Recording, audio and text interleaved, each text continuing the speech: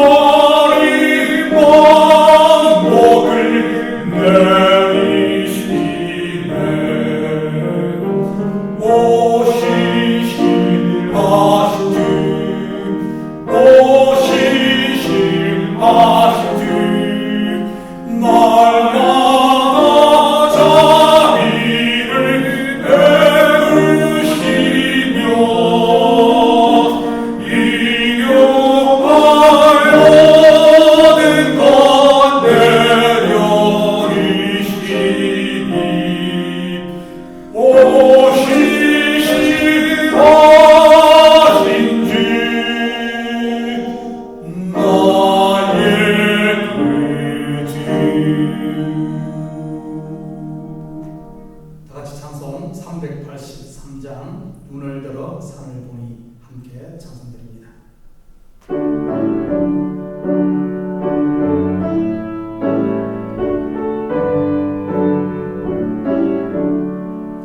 눈을 들어 산을 보니 어둠 어디서나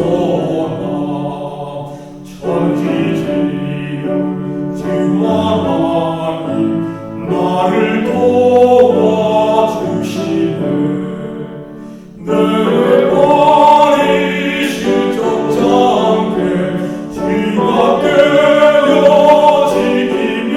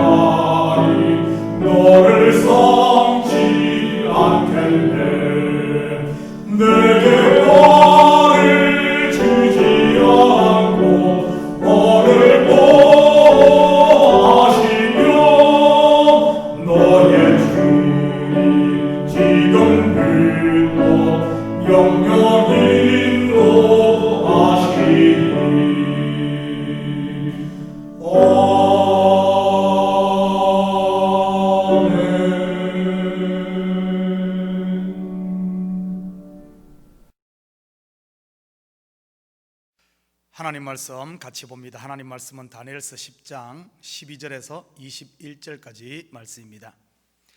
그가 내게 이르되 다니엘아 두려워하지 말라. 내가 깨달으려 하여 내 하나님 앞에 스스로 겸비하게 하기로 결심하던 첫날부터 내 말이 응답받았으므로 내가 내 말로 말미암아 왔느니라. 그런데 바사 왕국의 군주가 21일 동안 나를 막았으므로 내가 거기 바사 왕국의 왕들과 함께 머물러 있더니 가장 높은 군주 중 하나인 미가엘이 와서 나를 도와주므로 이제 내가 마지막 날에 내 백성이 당할 일을 내게 깨닫게 하러 왔노라. 이는 이 환상이 오랜 후의 일임이라 하더라. 그가 이런 말로 내게 이를 때 내가 곧 얼굴을 땅에 향하고 말문이 막혔더니 인자와 같은 이가 있어 내 입술을 만진지라. 내가 곧 입을 열어 내 앞에 서 있는 자에게 말하여 이르되 내 주여 이 환상으로 말미암아 근심이 내게 더하므로 내가 힘이 없어졌나이다.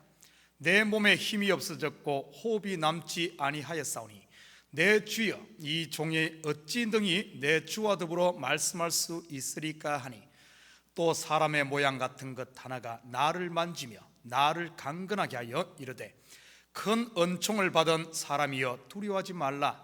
평안하라. 강건하라. 그가 이같이 내게 말하매 내가 곧 힘이 나서 이르되 내 주께서 나를 강건하게 하셨사오니 말씀하옵소서. 그가 이르되 내가 어찌하여 내게 왔는지 내가 아느냐. 이제 내가 돌아가서 바사 군주와 싸우려니와 내가 나간 후에는 헬라의 군주가 이럴 것이라. 오직 내가 먼저 진리의 글에 기록된 것으로 내게 보이리라. 나를 도와서 그들을 대항할 자는 너희의 군주 미가엘 뿐이니라. 아멘. 좋은 아침입니다. 세상에서 가장 느린 것 하면 무엇이 떠오릅니까? 거북이요? 거북이가 떠오르시는 분들은 올드 세대죠. 신세대들에게 물어보면 아마 이렇게 대답할 겁니다. 우리 집 인터넷이요. 남의 집 인터넷은 다 빠른데 우리 집 인터넷만 느리다고 생각하죠. 사실 알고 보면 세상에서 가장 빠른 것이 인터넷인데도 가장 늦다고들 생각하지요. 저는 개인적으로 기도에 대해 성도들이 이런 생각을 하고 있지 않을까 생각합니다. 남들의 기도는 응답도 빠른데 내 기도의 응답은 거북이라고 말이지요. 왜 이런 일들이 있는가에 대해 오늘 본문을 통해 살펴보도록 하겠습니다. 12절 같이 봅니다. 그가 내게 이르되 다니엘아 두려워하지 말라.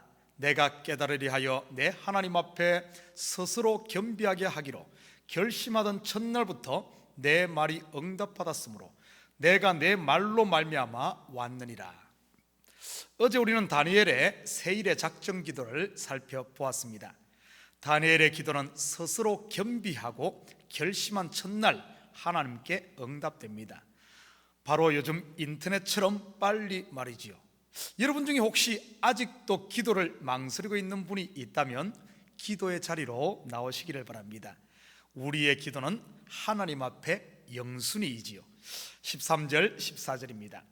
그런데 바사 왕국의 군주가 21일 동안 나를 막았으므로 내가 거기 바사 왕국의 왕들과 함께 머물러 있더니 가장 높은 군주 중 하나인 미가엘이 와서 나를 도와주므로 이제 내가 마지막 날에 내 백성이 당할 일을 내게 깨닫게 하러 왔노라. 이는 이 환상이 오랜 후의 일임이라 하더라. 다니엘이 작정하고 결심한 그때 그의 기도는 하나님께 접수되었지요. 그리고 하나님의 응답도 떨어졌지요. 그런데 그 응답이 다니엘에게 전달되기까지는 3일이나 걸렸네요. 그 사이에 무슨 일이 있었던 것일까요?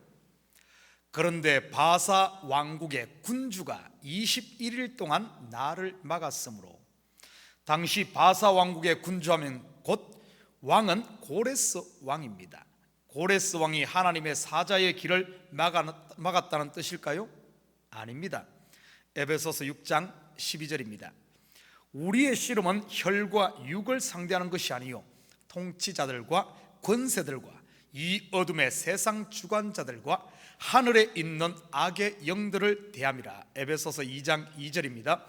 그때 너희는 그 가운데서 행하여 이 세상 풍조를 따르고 공중의 권세 잡은 자를 따랐으니 곧 지금 불순종의 아들들 가운데서 역사하는 영이라.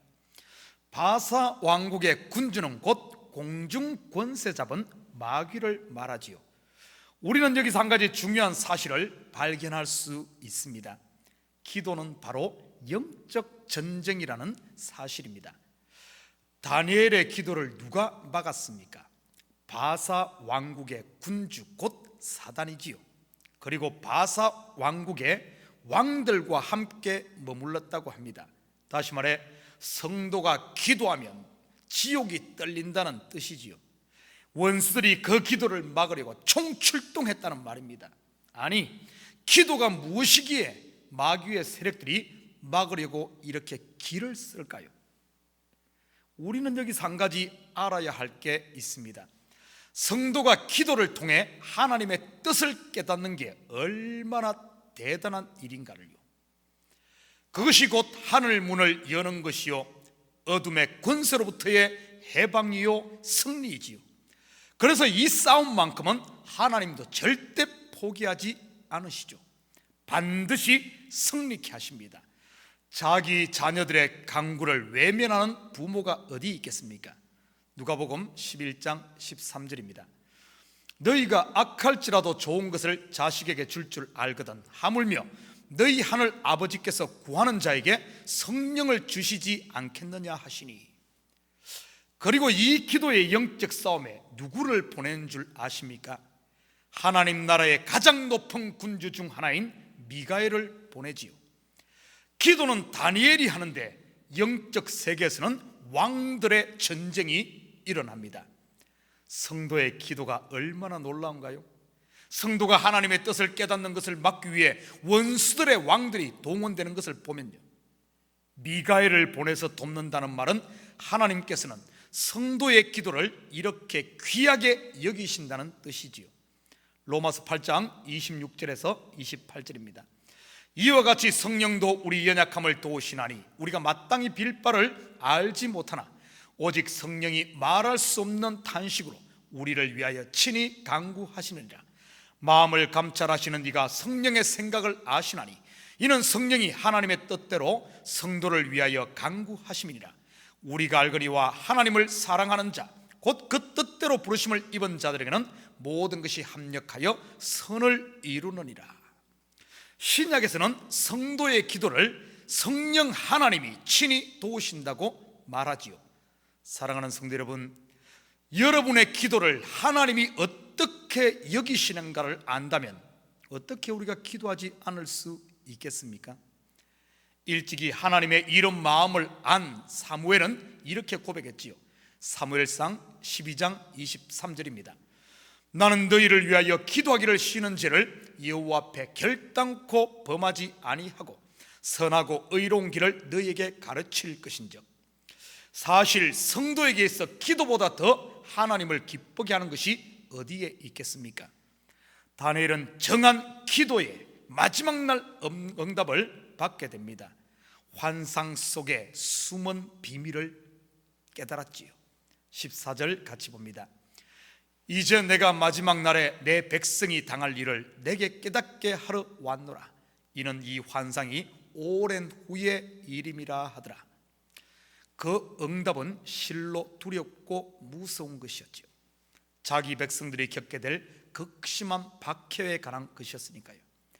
다니엘은 말문이 막히고 힘을 잃어 거의 죽은 자처럼 되었다고 했습니다. 계속해서 봅니다. 18절입니다. 또 사람의 모양 같은 것 하나가 나를 만지며 나를 강건하게 하여 이르되 큰 은총을 받은 사람이여 두려워하지 말라. 평안하라, 강건하라, 강건하라. 그가 이같이 내게 말하며 내가 곧 힘이 나서 이르되 내 주께서 나를 강건하게 하셨사오니 말씀하옵소서.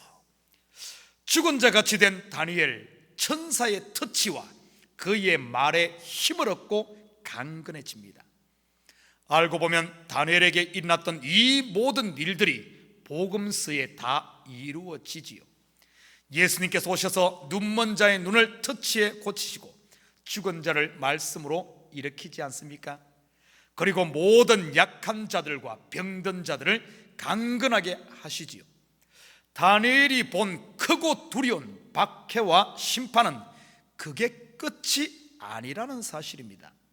그 후에 다시 살리시기 위한 하나의 과정이지요. 천사가 다니엘을 직접 일으키고 강하게 하심을 통해 하나님의 뜻을 보여주지요. 21절 같이 봅니다. 오직 내가 먼저 진리의 글에 기록된 것으로 내게 보이리라. 나를 도와서 그들을 대항할 자는 너희의 군주 미가엘 뿐이니라. 다니엘에게 임한 천사는 바사국의 멸망과 헬라국의 등장을 알려줍니다. 그런데 그것은 모두 진리의 글에 기록된 것에 따라 그처럼 된다고 하네요. 그렇다면 기록된 진리의 글이 무엇일까요? 이는 곧 성도와 인류의 장래에 대한 하나님의 계획과 섭리를 말합니다. 바로 구속사역의 프로그램 말이지요. 성도는 먼저 죄에 대해 심판받아 죽고 그리고 의롭게 되어 부활한다는 말입니다. 그리스도 안에서 말이죠. 사랑하는 성도 여러분, 하루하루의 삶이 너무 힘드신가요? 내일이 보이지 않으시나요? 삶의 의미와 이유를 찾을 수 없으신가요? 괜찮습니다.